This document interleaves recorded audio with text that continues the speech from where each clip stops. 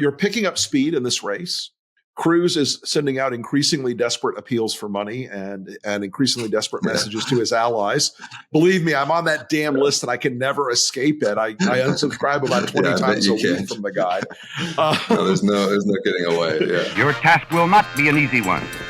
Your enemy is well trained, well equipped, and battle hardened. There is not a liberal America and a conservative America. There is the United States of America. Good night and good luck.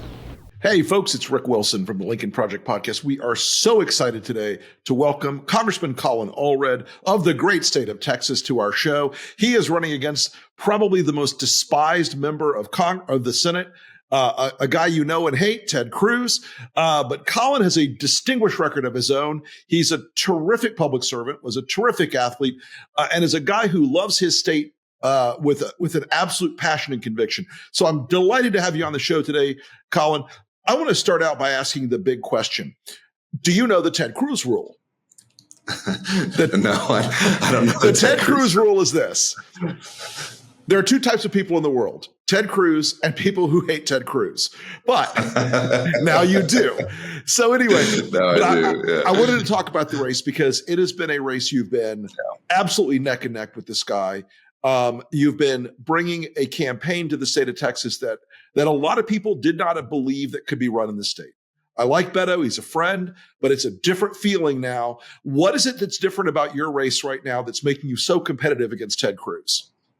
Yeah, well, thank you, Rick. And thanks for what you've been doing. A lot of the folks who have supported me here in North Texas are big fans of yours. And thank you. I appreciate what y'all are doing because, I think it's also part of the same effort that we've been engaged in here for some time, which is building a coalition that's a little bit different than probably years past. And certainly as somebody who has represented George W. Bush the last few years, I can tell you that, this is a different time. And what we've built here, I think, is a coalition that has everyone from Liz Cheney and Adam Kinzinger and local respected Republicans here in North Texas and across the state of Texas.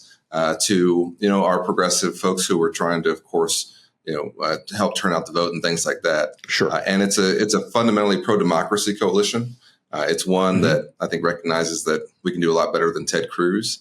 And this is the way I got elected to Congress, and I won in a seat by beating a 22-year incumbent who really nobody thought could be beaten. And I think it's also the same thing that's going to happen here, where I think a lot of folks won't expect it up until the last moment.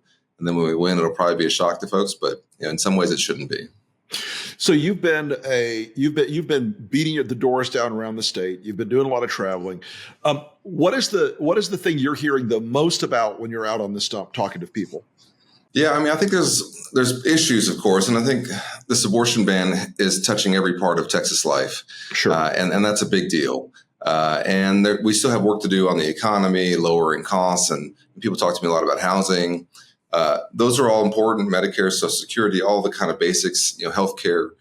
But then there's also the personalities involved, which is that every Texan, I think, pretty much knows that Ted Cruz is only looking out for himself. Sure. And I think what they're wondering is, does the alternative to him, is it one that I can share values with and that I think, that I can get on board with and is one who understands who we are as Texans? And that's what we've been making sure that folks know, because I'm a fourth generation Texan. I've been the most bipartisan, Democratic from our here in Texas, and most bipartisan Texan period in Congress. And I've been proud of my record, of working across the aisle, but also of understanding who we are and what our economy is based on, what our values are here in Texas, and a lot better than Ted Cruz does, certainly. And somebody who won't abandon us when the lights go out. Well, and that's one of those things where to my mind, I've known Ted Cruz since 2000, and he's never really changed all that much. He's a guy who cares about Ted Cruz. He's about the Ted Cruz brand. A former supporter of his recently said to me, he goes, I call the guy a part-time senator and now a full-time podcaster. He doesn't really appear to really care about anything other than the sort of, MAGA transactional, like I want to get on Fox because I said something outrageous. Right. It's not really about constituents in the state at all anymore. No. But he feels very distant from Texas in a lot of ways. He's become a guy who doesn't really feel like the issues of the state, as you pointed out, like when the lights go out, Ted goes to Cancun, and things like the power grid don't seem to really be high on Ted's list. No, they're not. And, when Liz Cheney was with me in Dallas campaigning, I think she might have been on that campaign in 2000 with y'all. And she was saying that she's known him for, about the same amount of time. And that the thing she knows about Ted Cruz is that he's one of the most selfish people she's ever come across in her life, and, in public service is not about that, man. I mean, it's just not. That's and, right. I'm a football player by trade. I was captain of the team at Baylor. And, that's right. I think football is the thing about football is you have to understand that you are part of a group and you're no more important than anybody else. And that we're all pulling in the same direction. If anybody isn't pulling their weight, then the whole unit's going to fall down. I think he certainly never has understood that. But, there are important investments that happen here in Texas that have happened in spite of him. And, I want to say that, Senator Cornyn and I have some points of disagreement, right. But we've worked together on a number of really important bills for our state that I've supported, that Cornyn has supported, and that Cruz has voted against, that are bringing, billions of dollars of investment, like the CHIPS and Science Act, for example. Right. We're benefiting massively from this for high-tech manufacturing coming to Texas. That was something that Cornyn worked on, that I worked on, that Cruz was against. But I think it's also, what showed up was, my family's from Brownsville, Texas, the very tip of Texas on the border. My grandfather was a customs officer there. And I take it very seriously that, when we don't act at the federal level, our border communities kind of bear the brunt of that. And so, when we did have this bipartisan bill, which took too long to come up, but it came up, right? Right. To have $20 billion, for border security, 1,000 new Border Patrol agents, more election or immigration judges to deal with our backlog, technology for fentanyl. I jumped right on that and said, we got to get this done. Like, let's find a way to get this done. And, Cruz said, we don't need to have a border bill. But then he wants to run around and say that this is one of our biggest issues. But obviously, what he's really saying is that he's more important than Texas. And I think Texans are starting to understand that. And that's what we got to make sure in this final stretch that they get. And I think that's one thing that I was actually had on my list of things to talk to you about, is that you supported the border bill. You understood what it would mean for Texas and for other border states, but Texas in particular, because you guys have the longest exposure. But it would have addressed some of these trafficking problems. It would have addressed fentanyl. It would have addressed additional resources for the folks who are here, who have to be processed, whether they're going to stay and try to get asylum or whether they're going to have to be sent back. We would have been able to handle that problem a lot more efficiently for Texas had that bill that you were a big proponent of passed. But, and Ted Cruz didn't want it because Donald Trump didn't want it. They wanted a political issue, not a solution. And I think even in Texas, considered a conservative state, a red state, I'm sensing this not only there, but in other places. People are tired of just the performance art. They want to get stuff done. They want to get things accomplished. And I feel like that was a bill that you should be very proud of having pushed, because it was definitely not, not what every Democrat wanted in the beginning. That's right. That's right. And a lot of Democrats complained about it, but it was so important that everybody said, we're going to do this. And then it was killed by Trump and guys like Ted Cruz. Yeah, that's right. I mean, listen, I think that folks should know that what we've been dealing with has been, largely an asylum crisis, and that about, 90% or so of the folks who are seeking asylum who come to the southern border are going to be rejected. But it's going to take 6, 7, 8, 9, sometimes 10 years for them to get that rejection, because our backlog is so unbelievably, enormous, and we don't have the resources to get through it. And so if you want to talk about, how do we limit this? How do we, fix this crisis? We got to not just have, changes that the executive order did in terms of trying to block who's coming, but we got to deal with the backlog that's here. And that's what we're trying to do. But there's also, and I think that most folks who aren't talking to Border Patrol agents won't know this. Among our Border Patrol, there's kind of a mental health crisis growing. They've been working a lot of overtime. Sure. They have been asked to work away from their home stations. And they have a lot of them have seen horrible things. And they're dealing with increasing complexity of these, of the cartels on the other side, that, some of them are pushing migrants, some of them are pushing fentanyl, but the complexity is increasing. They need more personnel. And we had 1,000 Border Patrol agents in this bill. And like folks should know this. I mean, this is a big deal. We're saying, let's put the money into this because we know we got to have the personnel, the technology, the resources, and the policy changes. And I just think it's inexcusable, not to support it. I mean, this is the right thing to do for the country, and we're going to pick it back up and pass it, I think, after this election. Right. I think that'll be after we beat Ted Cruz. But I mean, this is what we have to do, and we have to have serious people who want to do it. As you know, Rick, I mean, Cruz took down the bipartisan effort back in 2013 when President Obama and the Gang of Eight were trying to pass an immigration bill. I mean, this is not the first time he's taken down an immigration bill. Yeah, it is something I think that is for the people of Texas that would have made a meaningful difference. And again, he's a guy who really doesn't care. So Texas has now passed some of the most stringent abortion laws in the country, and women are paying a terrible price for this. Talk to us about what you're hearing out there in the field, because I know from surveys we've done and surveys we've had access to in Texas, there are an awful lot of Republican and independent women and men who are very uncomfortable with how far Texas has taken the overturning of Roe v. Wade and how the legislature has put women in a very, very tough position. Yeah, I mean, I think the reality of this is that it's so much more brutal and inhumane than probably anyone not could have imagined, because we did say these things, but that any of our normal Texans thought would ever happen in our state. And these folks, as I say, they've kind of lost their minds.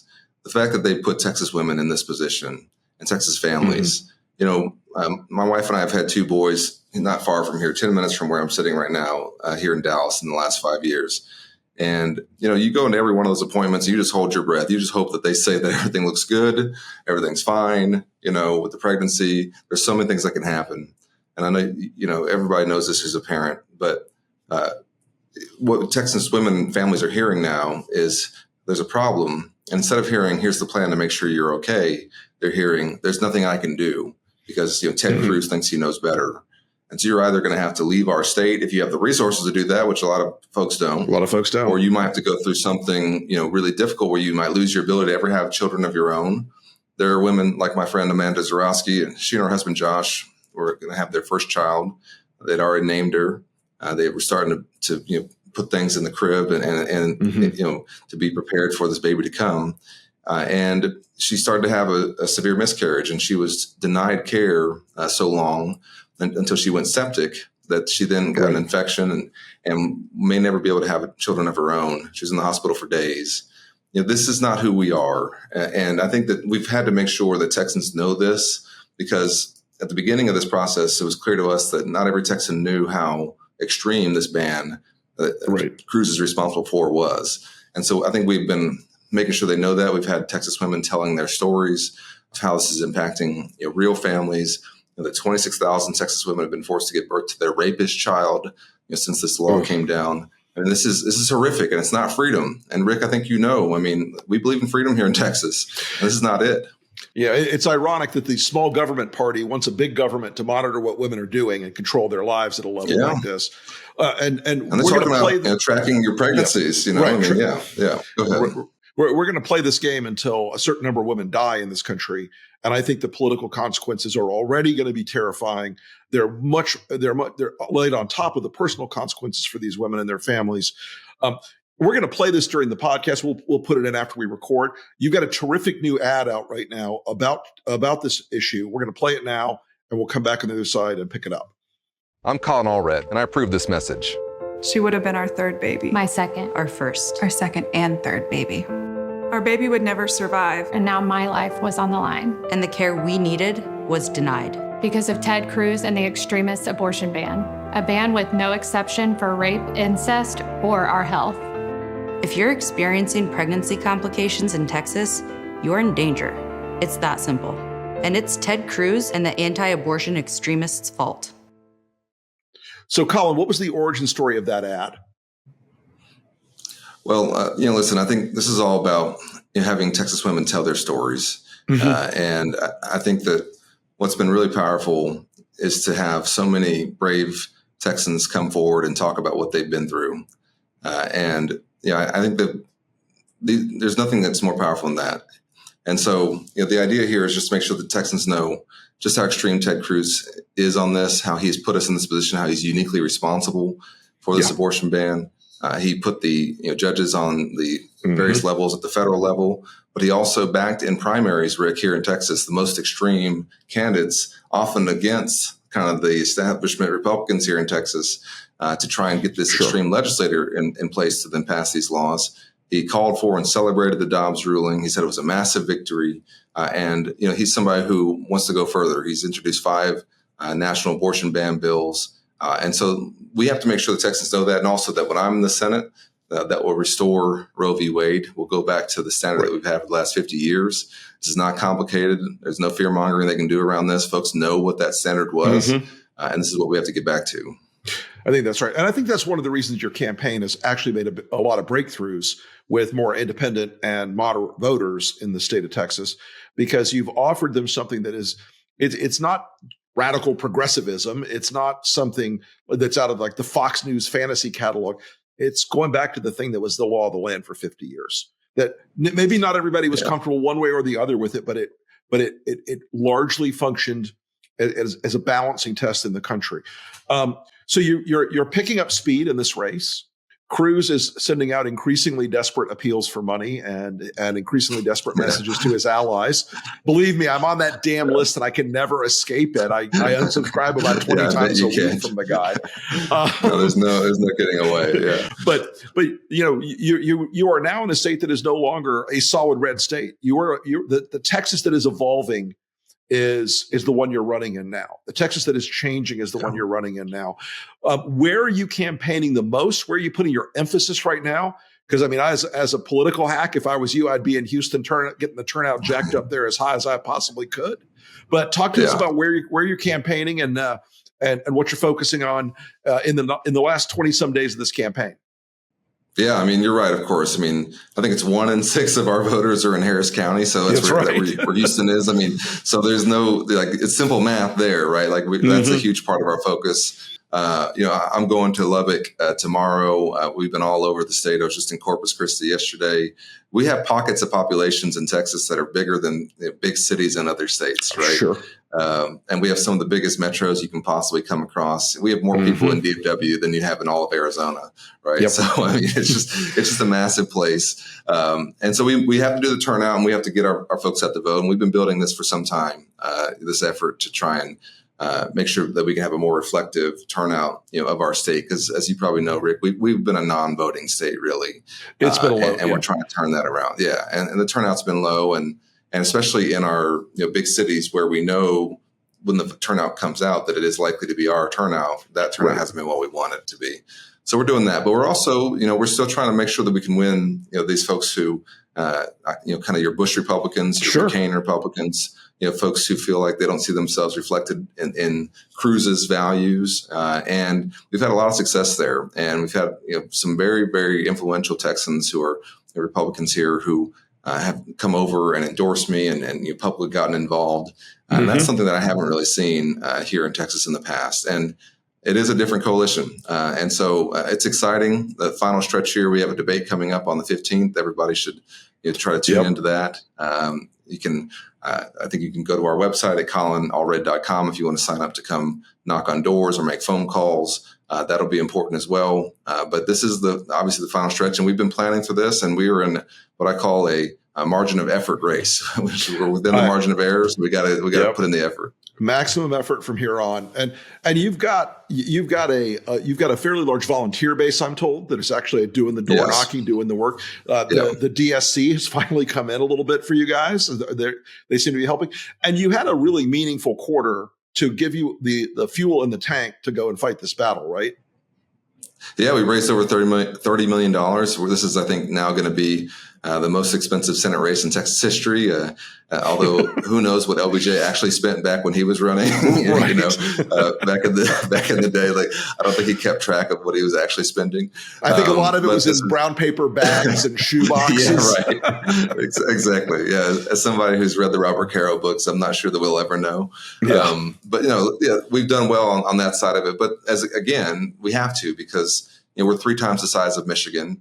And we have more people, as I said, in the Houston metro than we do in all of Arizona. And so, it's a massive state. And that's been one of the hurdles that we've had, is that in order to compete here, you have to have the resources to make sure that so many folks, you can get in front of them. Right. And the turnout operation that we have is one that I'm really excited about, because we're running a coordinated campaign, which I know probably sounds silly to folks in other states, but we haven't done it really since the Ann Richards days in Texas on the Democratic side. And so it's going to help us be much more efficient with our get out the vote efforts. And we're rolling. And so now folks should just, get involved with us. Obviously, there's a lot of reasons to get rid of Ted Cruz. And I think we don't have to spend too much time on it. But I will be one of those people in the Senate who if there's a gang of 6 or a gang of 8 working on a hard problem, trying to figure out a solution to it that can get both parties involved, I will be one of those senators. And I'll be somebody who I think folks can look to, who can help keep the balance of our country and also bring us back to some of our fundamental values and not pit us against each other. And I think this is a time for everybody to come out for that. Texas was a great state for many generations that produced centrist Democrats and centrist Republicans who were in the what I call the getting shit done category, where they wanted to take on problems. They wanted to deal with problems. And I think that you showed that in your first congressional race against Pete Sessions, and folks, Pete Sessions in a lot of ways was a harder target than Ted Cruz in terms of the way the district was organized, and in terms of you were a newbie. The D Trip wasn't all that fascinated by doing that race. You had to go out and hustle and do it. I mean, you've got a model here, I think, where you're much more in the center. You're much more of a practical candidate. You want to get stuff done, and I think that if folks focus on this race a little bit, and you end up knocking off Ted Cruz. If Colin, you and your team and the volunteers that you've motivated out there in the state, including my good friend Claire Dewar, who's a fellow board member at Lincoln, who loves you like nobody's business. And if you get out there and do the work, everybody, I'm not just talking to Colin here, I'm talking to the folks in Texas who are helping on this. Taking down Ted Cruz would reshape national politics in this country, and putting someone like Colin in the Senate would reshape how the Senate operates, because there are Republicans in the Senate even now, and John Cornyn and Lisa Murkowski and others, who are desperately looking for partners in governance. Right? I mean, I'm sure you hear that a lot, even from quiet Republicans who understand what the difference would be. Yeah. Well, it's funny actually how many of Republicans have come up to me on the floor in the House and said, I hope you beat him. Because he does make it harder for ordinary Republicans to do their job, right? He attacks them when they're trying to pass a common sense bill, and he goes on, conservative media and lies about the bill. And then they start getting calls in their office about it and saying, "Why are you supporting this?" And then they get all, gun shy. And listen, I think they should just go ahead and do it anyway. But there are certainly some folks out there who I think are looking for partners. And here, I want to say this on the Democratic side. We have to have some pragmatic Democrats from the South and from places like this, who can kind of speak for our energy economy and say, hey, listen, this is an incredibly important part of not only the Texas economy but of our national security. Right? If you want to support Ukraine, you got to support LNG. And kind of go from there and say, listen, let's keep this within the 40-yard line, so to speak, right? So I think I can help play that role. And last thing I'll say is, as you know, Rick, January 6th was a lot of different things, but it wasn't just the guy at the top. It was also Ted Cruz, who was the principal effort in the Senate to overturn that election. And to me, he disqualified himself from holding public office 100%. Anymore. The Houston Chronicle called on him to resign. He didn't do it. So now we got to make sure that he loses here. I think that's a terrific point that in the history of 1-6, there was a cadre of people in the Senate, led, as you point out, by Ted Cruz, but also including Josh Hawley and Rick Scott and Cindy Hyde-Smith, a bunch of other people in the Senate, who weren't afraid when the mob hit. They were wondering how it was going to go down. Yeah. They were not. They were there waiting, like, this could work out in our favor. They weren't offended by it. They weren't afraid of it. They weren't disgusted by it. And I think that is one of the things that has truly disqualified him in a broad catalog of things. But I think you're right. That's a point I would definitely make. And look, Ted Cruz will never answer an honest question in his life. But Donald Trump did not win the election, and I know that he told someone a few months ago that he admitted it in private to someone, and you should hold his feet to the fire on that one because he is a guy who Ted's a bad liar. That's one of the things about Ted Cruz. He's not slick. Some people, when they lie, they're slick. You're like, oh, you can't quite put a handle on it. But he's a terrible liar. And I think in a debate, he's a guy who will rely on his. Ted's a smart guy, but he's narrow smart. He's not widely smart. So, but listen, I wish you all the best. I think you are running a terrific campaign. Keep that Houston vibe going, man. Get that turnout revved up. Get out, stay out on the road in the state, burn through a couple sets of tires on the rental cars and run through the tape. Okay. Will do. Yeah. Thank you, Rick. Right. I appreciate y'all. And thanks for having me on. Thanks for coming on, Colin.